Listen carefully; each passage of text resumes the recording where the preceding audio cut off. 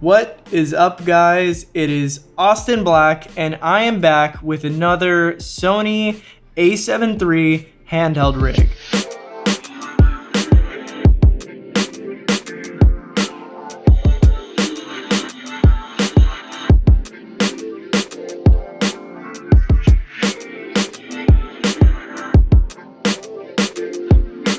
So I was looking back at that video recently, and I was like, it's kind of weak.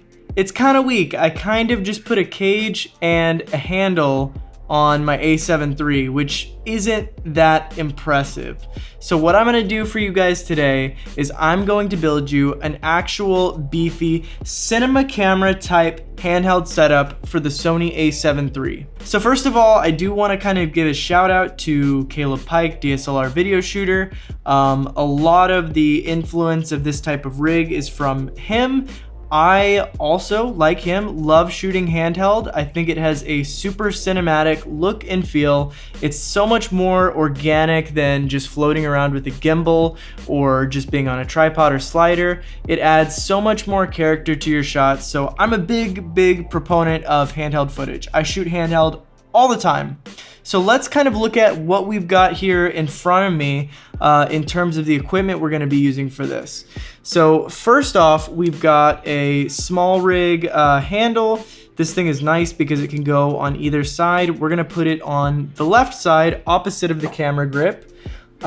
We've also got the Tilta Nucleus N follow focus system, the wireless follow focus. We've got the motor right here as well. This is a really cool setup. It's really cool technology, and it's only like 200 bucks. So kind of unheard of for that price. We've got my Sigma 24mm f1.4. This is like my favorite lens. I use it for most everything. We also like this setup with the Sigma 51.4, so we could do that as well. And next we've got this guy, which is new to me, and that is the Atomos Ninja V. This is a monitor slash recorder. After using this thing a little bit, I am completely in love with it and what it does for my filmmaking. This thing is just incredible. The ability to do so much more with your camera is just so awesome. So awesome. It's one of those things, a monitor seems like a super boring purchase, but it makes a huge difference in my books. So we've also got the same smallrig a7 III cage. This thing is like 100 bucks. I think this is a great investment for any a7 III owner. Here is the base plate for the Tilta with a little 15mm rod. We're gonna mount the motor to this thing. It's nice because it's not super invasive and it'll still balance on a gimbal with this on the bottom of the cage. Here is the monitor mount we're going with. It is the smallrig one, but what's cool about it is it just has resistance. There's nothing you need to unscrew. It's toolless, which I really like. And then finally, we got a couple spare parts. The Ronin base plate, that's gonna go on bottom. It's also compatible with Manfrotto tripods. That's what I use. And then we are going to use this little USB power bank to power the motor for the follow focus. So let's get started building this thing up. Here we go.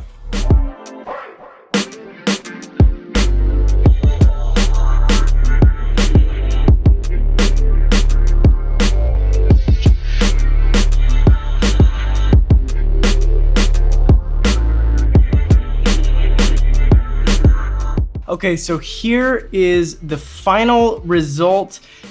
This is a super beastly looking a7 III setup. It almost looks like a different camera. But let's kind of break down all the different pieces in play here. Starting with the right side, I really didn't do much to the right side because the camera already has a grip and I want access to all of these controls. I've got a lot of custom buttons. I just want access to the full range of features on the camera, and I think adding a second handle over here is just kind of unnecessary. And then we have the Atomos Ninja V. It's a little bit off center. But I actually think since it's so left side heavy, it kind of balances it out a little bit. Overall, I feel like this is really balanced. And I love the fact that you can just push this down. You know, if you're shooting from a low angle, boom, you've got a screen right here.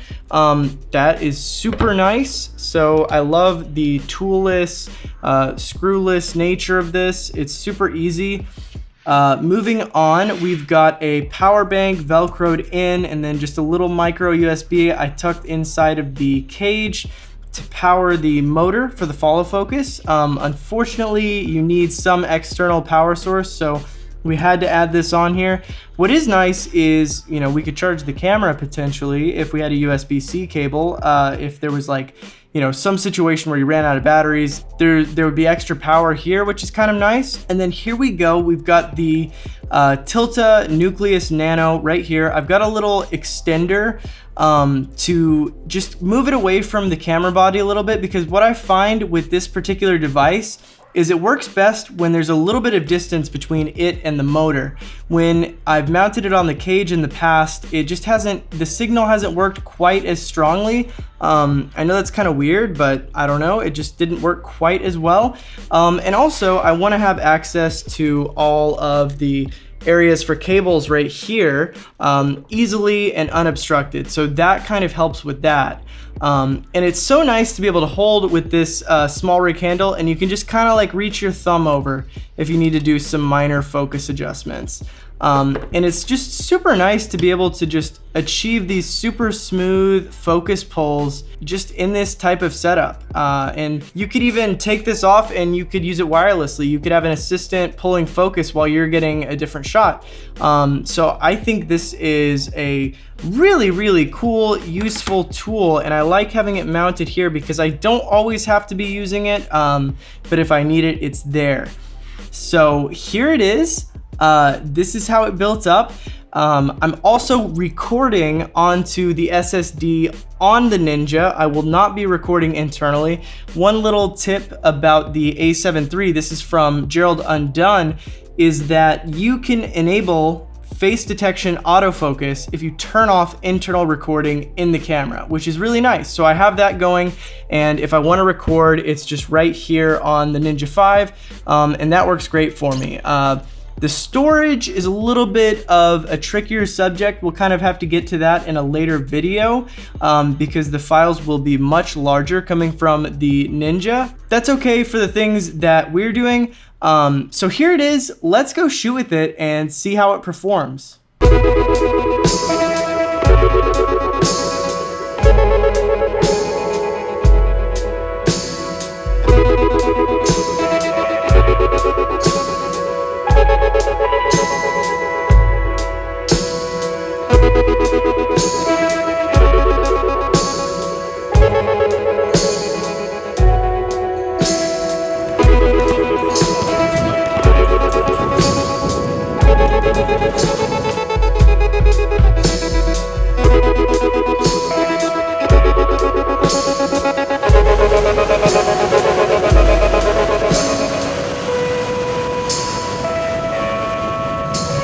So I think the Atomos Ninja V seriously makes filmmaking so much more fun. You are seeing what looks like more of a final image, and that kind of enhances your creativity in a way. I feel like it just makes it more fun to shoot. So I'm really loving this setup. It's kind of got everything I need. I've got manual focus so I can get those smooth focus pulls.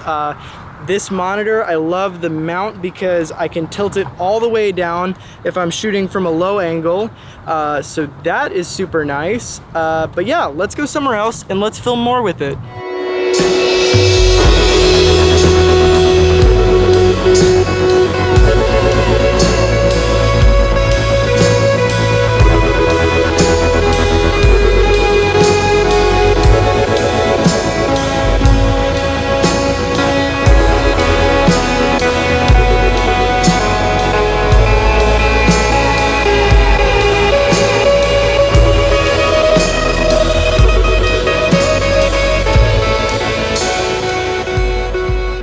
Okay, so seriously, filming with this setup is so much fun. I love it. It's not the most inconspicuous thing. I got a few glances when we were walking around the carnival, like, what's this guy doing with this camera? He looks kind of crazy.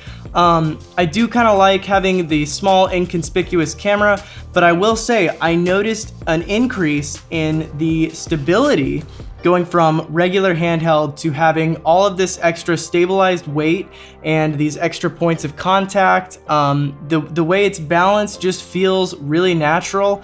And I love being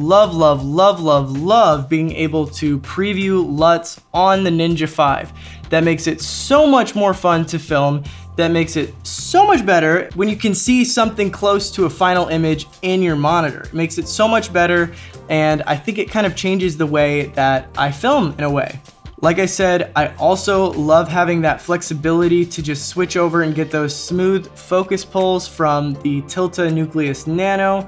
I didn't use it a whole lot. I only used it a couple times, but it's just nice to have it there in case you need it. This also could be quickly kind of taken apart and put on a gimbal if need be. Now, I don't know that I would necessarily film a wedding with a setup like this. It is pretty heavy, and I don't know how good it would be for more of a run and gun situation where things only happen once, but for a lot of other productions, I think this could make a lot of sense. I think it's really, really cool. So anyways, let me know what you think of this setup. Let me know what you would have changed. Let me know if you have an interesting setup for the a7 III, and I will see you in the next video. Thanks for watching.